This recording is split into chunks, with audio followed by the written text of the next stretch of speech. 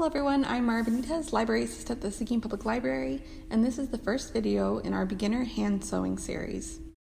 Now to get started, let's discuss our supplies, beginning with thread. This makes up such a small portion of our project that it is easy to overlook, but we need to pay attention to the strength, the width, and the color.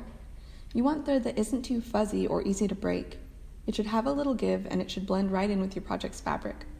Polyester and cotton are the most common for beginners. Some polyester is even labeled as all-purpose.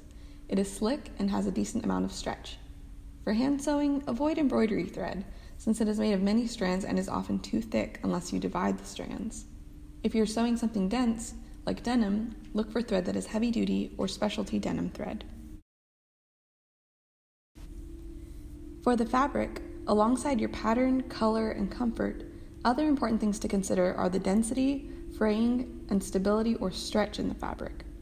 The denser your fabric, the sturdier your needle and thread need to be, and the harder it will be to sew. If it is delicate, you will need a fine needle and a careful hand. Also, if the material frays a lot, you may need to consider different methods of sewing seams or using a pair of pinking shears to help control the fraying. Stretching material can also be tricky to sew in a way that preserves the stretch. Good fabric choices for beginners are cotton, calico, and linen types. The natural fibers are more grippy and less prone to fraying. The material is sturdy, affordable, and comes in many patterns and colors. For hand sewing, the needle can change depending on the fabric and thread type that you are using. However, the most common type for hand sewing are called hand or embroidery needles. You want to use the smallest size eye of the needle that you can comfortably thread that does not squish the thread as you draw it through. If the fabric is denser, get a thicker needle for your safety and to prevent it from snapping on you.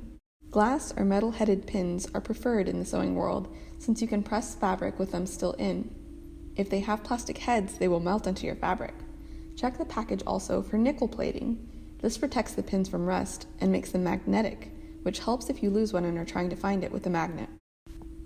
Other than that, a good pair of scissors is all you need.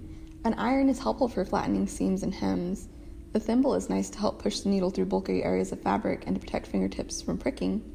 A threader comes in handy if you have a hard time threading smaller needles. A seam ripper makes quick work of any mistakes, especially in heavily knotted and stitched areas. An assortment of buttons is always fun to have on hand, whether for decor or practicality. For your safety, limit the number of pins you use in one sitting and count them when you're finished to prevent losing one and accidentally finding it in a painful way. Use a pin cushion if you can, and never put pins or needles in your mouth, no matter how sure you are. Many accidents happen to well-experienced tailors all of the time, just because they did not follow this one rule. Be mindful of your iron to prevent burns, and in that same vein, sew mindfully. This is not something you want to do while sitting watching television. Use a thimble if you can to protect your fingers, and store needles carefully, especially if you break any. You never want to just throw them away, as this can be dangerous for everyone. Thanks for watching this first video in our sewing series. Keep an eye out for our next video where we'll discuss beginning sewing stitches and how to make a hem.